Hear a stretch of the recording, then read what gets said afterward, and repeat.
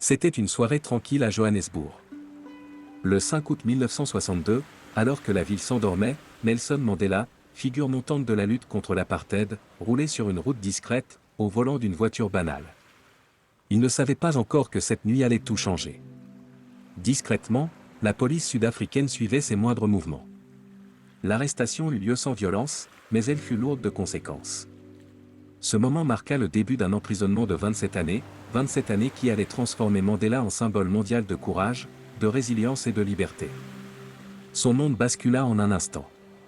Les portes d'une cellule se refermèrent derrière lui, devenant à la fois sa cage et son épreuve. Pendant que Mandela entamait son long combat intérieur derrière les barreaux, sa vie personnelle, elle aussi, allait se transformer profondément. Quand il fut enfin libéré, en 1990, après près de 3 décennies de captivité, il retrouva un pays qu'il avait contribué à changer. Mais il retrouva aussi un mariage profondément bouleversé par le temps, la distance et la douleur. Derrière les murs de sa prison, Winnie Mandela, sa jeune et fougueuse épouse, était devenue une figure politique puissante, admirée et redoutée à la fois. Durant toutes ces années, elle avait affronté la répression, les arrestations, les campagnes d'intimidation, et malgré tout, elle n'avait jamais cessé de porter le nom Mandela. Mais en parallèle, des rumeurs, des soupçons, des histoires commencèrent à circuler. Des relations extra-conjugales supposées, des comportements jugés controversés. Nelson Mandela, isolé du monde, apprit plus tard certaines de ces rumeurs. Et même s'il avait enduré l'injustice, la solitude et la souffrance de l'incarcération, la trahison intime de son épouse le blessa profondément. Cette blessure émotionnelle ne guérit jamais vraiment. Le fossé entre eux s'élargit, creusé par les années de séparation, les pressions politiques et des visions personnelles différentes. En 1996, Nelson Mandela demanda officiellement le divorce. Pour lui, la douleur privée rejoignait le poids public. Leur union, symbole d'amour et de résistance, ne pouvait plus survivre à la tension des années, ni au poids de la désillusion. Mais pour comprendre la fin, il faut revenir au début. Nelson Mandela avait déjà connu un premier mariage avant Winnie. En 1944, à 26 ans, il épousa Evelyn Maz, une jeune infirmière originaire du Cap-Oriental. Le couple eut 4 enfants, et pendant un temps, Mandela tenta de concilier la vie familiale et son engagement politique grandissant. Mais la pression de la lutte, les absences répétées et des désaccords profonds finirent par user leur relation. En 1958, ils divorcèrent. C'est cette même année que Mandela rencontra celle qui allait devenir sa deuxième épouse, Winnie Madikizela. L'histoire de Nelson Mandela et de Winnie Madikizela Mandela prit naissance dans un climat explosif. L'Afrique du Sud vivait alors sous l'un des régimes les plus brutaux du XX siècle, l'apartheid. Les lois raciales régissaient chaque aspect de la vie. La ségrégation était totale. Et malgré les risques, de jeunes militants, noirs et blancs, commençaient à se lever. Nelson Mandela, né en 1918 dans le village de Mvezo, appartenait à la lignée royale des Tambu. Formé à l'université de Fort Hare puis à celle de Witwatersrand, il était devenu l'un des premiers avocats noirs de Johannesburg. Dès les années 1940, il se distinguait par son éloquence, son intelligence, et son engagement total dans la lutte du Congrès national africain, l'ANC. Winnie Madikizela, de son côté, naquit en 1936 à Bizana, un petit village du Cap-Oriental. Issue d'une famille modeste, elle se montra dès l'enfance brillante, disciplinée et déterminée. Elle poursuivit des études supérieures et devint assistante sociale, une rareté pour une femme noire à cette époque. Leurs chemins se croisèrent à Johannesburg, en 1957. Winnie, alors âgée de 21 ans, venait d'y commencer sa carrière. Nelson, âgé de 39 ans, était déjà un militant respecté, mais aussi un homme traqué. Lorsqu'ils se rencontrèrent pour la première fois, une forte admiration naquit. Winnie fut impressionnée par le charisme et la dignité tranquille de Mandela. Nelson, lui, fut touché par la détermination et l'intelligence de cette jeune femme audacieuse, prête à défier un système injuste. Leur relation se développa rapidement. Ils partagèrent le même idéal, la liberté, la justice et l'égalité. Leur amour fut aussi politique que personnel. Dans un pays où aimer librement pouvait déjà être un acte de résistance, leur union devint un symbole d'espoir. Le 14 juin 1958, Nelson et Winnie se marièrent lors d'une cérémonie traditionnelle à Soweto. L'événement mêlait rituels Xhosa et bénédictions chrétiennes. Autour d'eux, famille, amis et camarades de lutte célébraient un couple qui incarnait à la fois l'amour, la jeunesse et la détermination face à l'oppression. Très vite, le couple fonda une famille. Leur première fille, Zenani, naquit en 1959. La seconde, Zinzi, en 1960. Mais leur bonheur fut de courte durée. Le combat politique de Mandela prit une place de plus en plus importante. La répression du régime, elle, s'intensifia. Nelson Mandela passait de longues périodes loin de son foyer. Il vivait dans la clandestinité, changeait de cachette, organisait des réunions secrètes, et aidait à structurer la branche armée de l'ANC, Umkhonto we Sizwe. Pendant ce temps, Winnie Mandela assumait seule la responsabilité du foyer, tout en poursuivant ses propres activités militantes. Elle visitait les familles des prisonniers, soutenait les campagnes locales, et tenait tête aux forces de sécurité. Malgré les menaces, elle ne recula jamais. Winnie devint peu à peu une icône à part entière, une femme forte, fière, et redoutée par le pouvoir.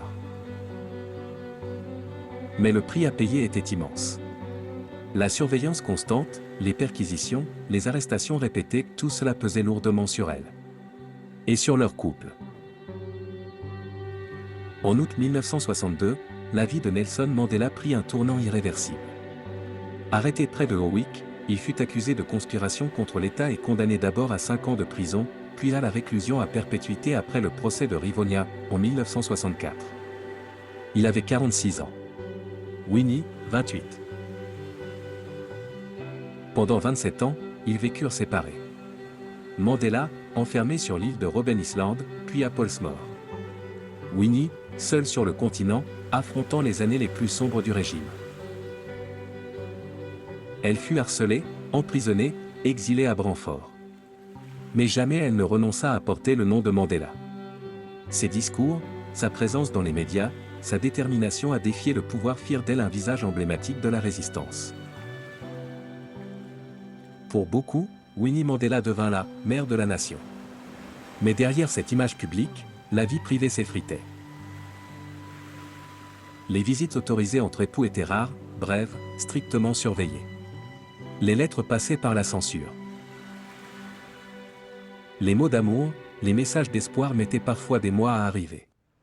La distance creusait un abîme invisible. À la fin des années 1970, un autre chapitre discret s'ouvrit. Sous la pression, l'isolement et la surveillance, Winnie Mandela trouva un appui auprès d'un jeune avocat engagé dans la lutte anti-apartheid, Dali Mpofu. Leur proximité professionnelle se transforma peu à peu en relation personnelle. Les deux partageaient la même cause, les mêmes risques, les mêmes espoirs. Et cette intimité donna naissance à une liaison secrète. Les lettres échangées entre eux, mêlant politique et émotion, finirent par être découvertes. Elles révélèrent un lien bien plus profond qu'une simple amitié. Lorsque ces lettres furent plus tard rendues publiques, l'opinion se divisa. Pour certains, c'était une trahison. Pour d'autres, une conséquence humaine d'une vie brisée par la séparation et la guerre politique.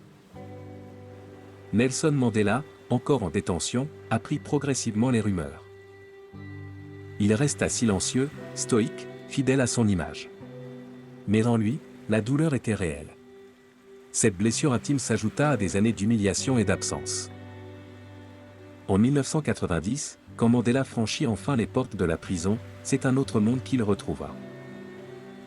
L'Afrique du Sud était en pleine mutation. L'apartheid touchait à sa fin. Et à ses côtés, Winnie Mandela semblait toujours forte, prête à reprendre le combat à ses côtés. Mais le lien entre eux n'était plus le même. La confiance s'était érodée. Les années avaient tout changé. Ils essayèrent de se retrouver, d'effacer le fossé creusé par le temps, mais rien n'y fit. Nelson Mandela avait évolué, apaisé, réfléchi. Winnie, elle, portaient les cicatrices d'une lutte menée dans la colère et la défiance. Leur union, jadis fondée sur l'amour et la cause commune, était désormais chargée de rancune et d'amertume. Le reste de leur histoire allait se jouer à ciel ouvert, sous les yeux du monde entier. Et c'est là que commence le second chapitre de ce récit, celui de la rupture, du divorce, et de la renaissance de Nelson Mandela. Lorsque Nelson Mandela sortit enfin de prison, en février 1990, le monde entier regardait. Des foules immenses l'attendaient. Son poing levé, son regard calme. Mais derrière ce sourire historique, il portait encore le poids des années perdues. L'homme libre que la foule acclamait n'était plus le même. Et la femme qui l'attendait à la sortie, Winnie Mandela, n'était plus la même non plus. Pendant 27 ans, elle avait combattu seule.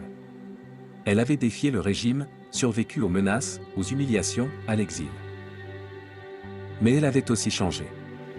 Elle était devenue une femme de pouvoir, indépendante, parfois redoutée, parfois controversée.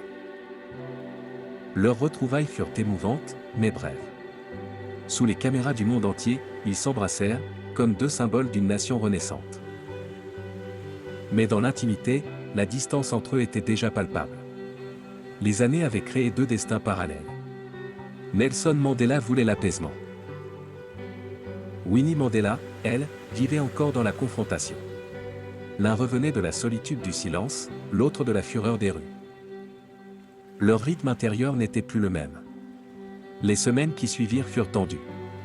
Les obligations politiques, les apparitions publiques, les discours, les voyages, les entretiens. Tout les exposait. Tout les rappelait à la réalité d'un couple devenu une légende, mais qui ne savait plus s'aimer. Au fil des mois, les rumeurs reprirent. Des médias évoquaient à nouveau la relation passée entre Winnie Mandela et Dalim Pofu. D'autres parlaient d'influences politiques divergentes. Nelson Mandela, fidèle à Sartunu, resta silencieux. Mais son entourage savait que la douleur était profonde. Il avait pardonné à l'histoire, mais pas à tout.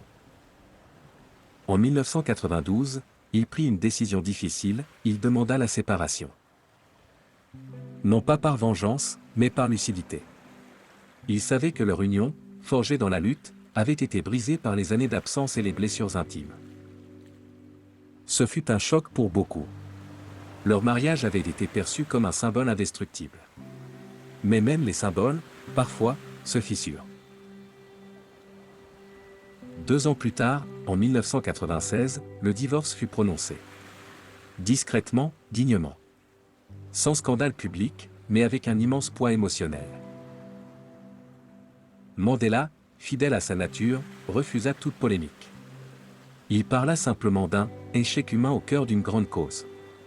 Malgré la fin de leur union, Nelson Mandela et Winnie Mandela restèrent liés à jamais par l'histoire. Ils avaient partagé un amour, une lutte et un nom devenu universel. Mais chacun suivit désormais son propre chemin. Nelson Mandela, quelques années plus tard, trouva de nouveau la paix auprès de Graça Machel, ancienne première dame du Mozambique et militante humanitaire. Ils se marièrent le 18 juillet 1998, le jour même du 80e anniversaire de Mandela. Ce mariage fut différent, calme, équilibré, fondé sur la compréhension mutuelle et le respect. Graça accompagna Mandela jusqu'à la fin de sa vie, en 2013. Winnie Madikizela Mandela, de son côté, continua de jouer un rôle public en Afrique du Sud. Elle resta une figure politique influente, parfois critiquée, parfois admirée. Elle garda son nom, sa force et sa voix. Jusqu'à sa mort en 2018, elle demeura fidèle à sa vision d'une Afrique du Sud libre et juste. Le divorce de Nelson et Winnie Mandela n'est pas qu'une affaire privée. C'est une page d'histoire, à la croisée de la passion, du devoir et du sacrifice. Il illustre le prix humain de la lutte, les fractures invisibles que la politique impose aux vies personnelles. Ce couple, qui avait incarné l'amour et la résistance, finit par symboliser aussi la complexité des héros. Car même les figures les plus admirées portent leurs blessures. Même les plus grands ont connu la douleur de perdre ce qu'ils aimaient le plus.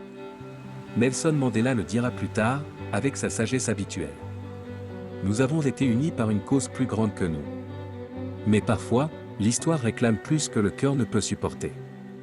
Aujourd'hui encore, leur histoire reste un miroir puissant de l'Afrique du Sud d'hier et d'aujourd'hui. Une histoire de courage, de fidélité à une cause, mais aussi de solitude et de renoncement.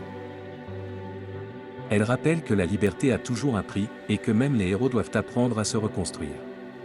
Leur séparation permit à chacun de poursuivre sa route.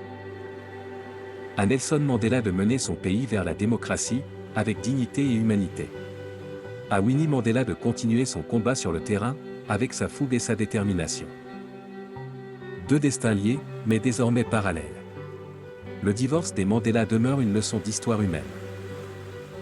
Il montre comment le pouvoir, la souffrance et l'amour peuvent coexister et parfois se détruire.